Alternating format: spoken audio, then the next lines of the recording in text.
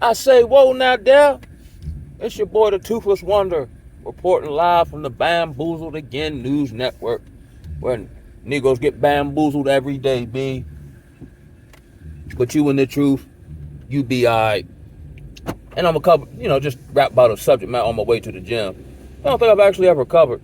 And it's something that I've been very extensive on my research, whether, through reading other YouTubers, especially for the day and time we live in, which is what they would call the proverbial SHTA situation, when shit hit the fan, meaning when the societal construct falls apart, or the illusionary aspect of, the society, the financial system, your relationships, all these things will be put to the test. And it could be a myriad of things all at once in succession, whether it's a EMP knocking out, the power grid, whether it's war, whether it's financial collapse, terrorism. Actually, let's say none of those things happen. Just from the dynamic of how human beings treat one another, it'll happen like that because there's no trust anywhere. There's no principles. There's no loyalty. There's none of that foundational stuff that you would consider honorable. Nobody even, seemingly, they may speak about it, but in application and how they live, nobody desires to be an honorable person. I was just watching a video last night from the Truth Unedited channel, talking about the 80s and how they actually started prepping everybody to be worshipers of money, which your paper money isn't even real. Me myself, I just attempt to gather paper money without worshiping it in an attempt to gain tangible resource that I know I'll need in such a situation, such as land, such as I use my money to get a skill, like I'm going to for solar. I want to be able to produce my own energy. I want to be, as best I can help it, tangibly, at least have the skill set and knowledge to live independent of the system. Oh, there's no food in the grocery store because gas is high and we can't afford it. Oh, I'll just go down to the river. Or, oh, I'll just plant these seeds I've been sitting on. You see what I'm saying? Again, being solution oriented, but my perception is, and I think the Most High is doing it, because I'm noticing I'm not really around people, or I'm really not in communication with a lot of people like that, especially as far as any kind of personal information about me. But in one of these situations, that's one of the best things that you can have. And you probably should have a group of like-minded individuals, but for me, that's not really the case. Now, I tell people this stuff about varying topics, but they say I'm crazy. I say, how? I'm crazy, but you see it all around you. Now, you crazy because you're living in a delusion, which is a mental health disorder. But I guess if everybody has a mental health disorder, the person that doesn't look crazy. Again, in this inverted society, you know what I'm saying? Everyone's pursuing fame, superficial stuff, fame, wealth. And then as we see with these famous and wealthy people, they still not happy.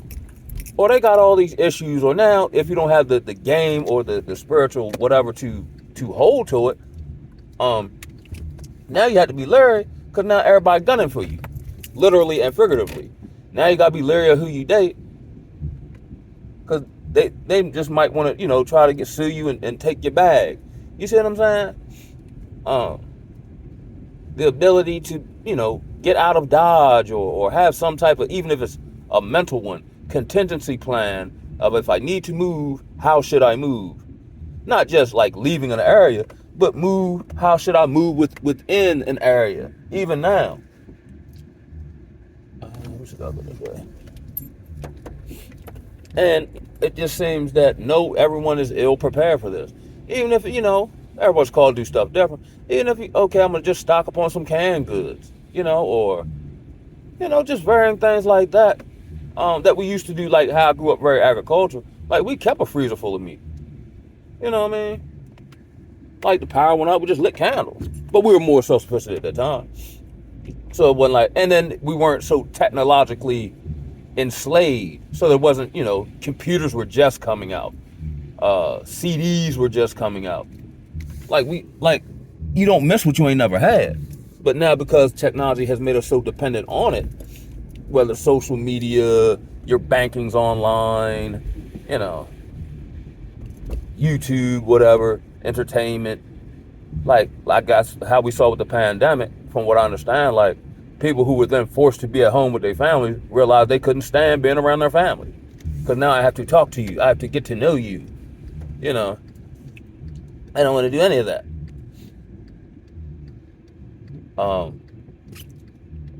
And it's definitely, you know, whether they talk about these cyber hackers on the grid or, you know, the migrant immigrant crisis, there are a plethora of things, individually and in totality, that could bring all this to a head. And it seems like they're hitting us on the slow cook tip. Like I just saw a clip that the government's issuing warnings for solar eclipse, which I've never heard of. So I think, in my personal opinion, they're going to use the solar eclipse as a excuse to shut down the grid for a minute, again, to see how everyone responds.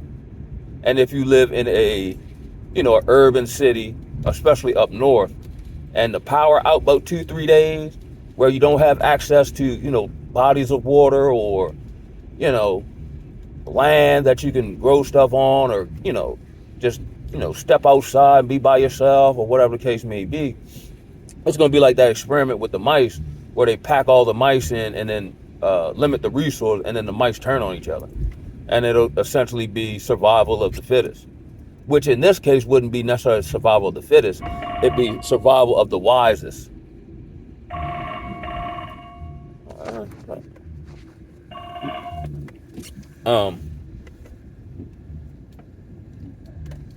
Yeah, I just had a phone call. I'll get to him in a minute.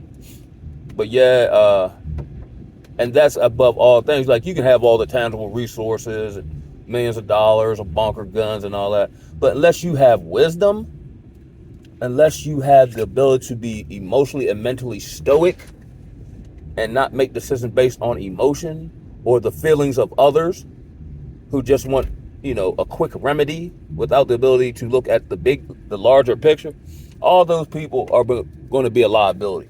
And here it is, we're not in an SHTF situation, and the way I see it, they're a liability now.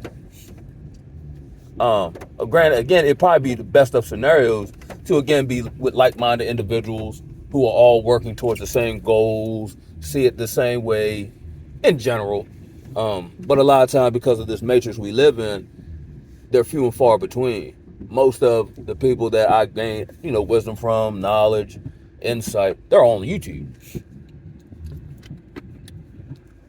But when I had these conversations with people, and even if they are perceptive of it, they're not doing anything about it. They're not, you know, attempting to maneuver or thinking, okay, how do I prepare for me and mine? Somehow, I think that's a mental health issue. They still believe that somehow, some way, the government is going to save them, which is what the government is banking on. The fact that you're so mentally dependent that even though we caused this situation, you'll still come of us for help. And earlier on in my sobriety journey, I've seen the need to not need help. Now, of course, we all need help, but not to be overly dependent on someone helping me, because that's how you get effed over. That's how you like, nobody respects you. Like with me, like, people respect me, but they hate me at the same time. So I'd rather be hated and respected rather than ingratiated into a group and treated like a flunky, because I refuse to take the narrow, harder road. And actually, when I first embarked on it, I didn't even realize that what was going on.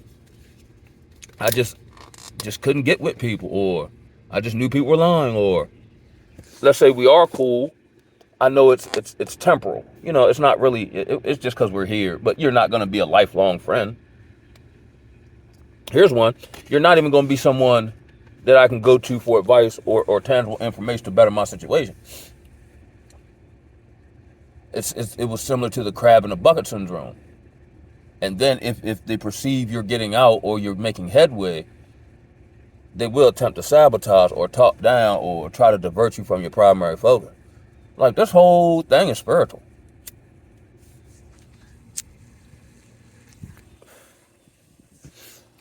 and it's been spiritual. It just seems that now the veil between the spiritual world and the physical world seems to be closing or damn near merging to a degree. Like, even when again, we're not in a SHTF situation, but I just noticed, like, the countenance on people is different. Like, nobody's smiling. Everyone has this, like, I don't even know what the word to call it, I don't even know what to call it, yeah? Like, it's like I don't know. And then here's another thing I noticed. Everyone's grouping up and clicking up. Like, even with me, like, I recently got blocked by a bunch of former coworkers. Not because I did anything wrong, but because they know I know the truth about them.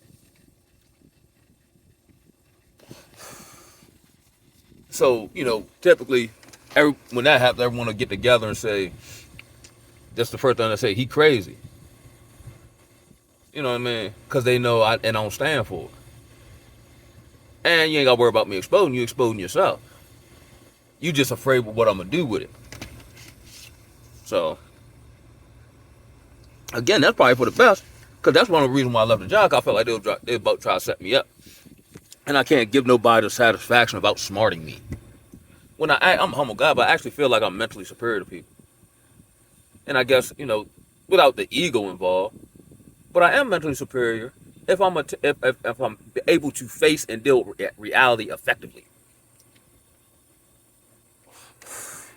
Nobody, like, I can make the argument that everybody in America, well, the vast majority, live in delusion of grandeur. Let's take just black single mothers. You tell people, what it takes, you had this litany list of what kind of treatment you deserve as if you're the prize. But everybody done had the prize and didn't have to do none of that to get it. It's delusion. And you really can't talk or have any type of intellectual conversation with someone who lives in delusion. At all. So I just wanted to come through with a quick one. I didn't really get into a whole bunch of particulars or how you should move. You just should prepare. If you're in an urban city, leave. If you can.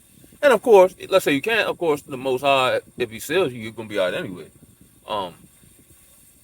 Leave. What else? Pray.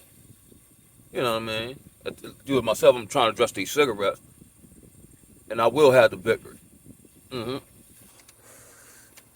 Begin to distance yourself from the superficial people, or people who are based in ego and image, because all that's going to get rendered asunder. And I've seen personally with myself and with others, once that fake, false image of ego gets obliterated, these people do anything to protect it, or the ego will do whatever to stay alive or to maintain its identity. But that's about all I got, though. I'm going to holler at my man. He just called me, see what he want. I'm going to holler at y'all. Ooh, ah.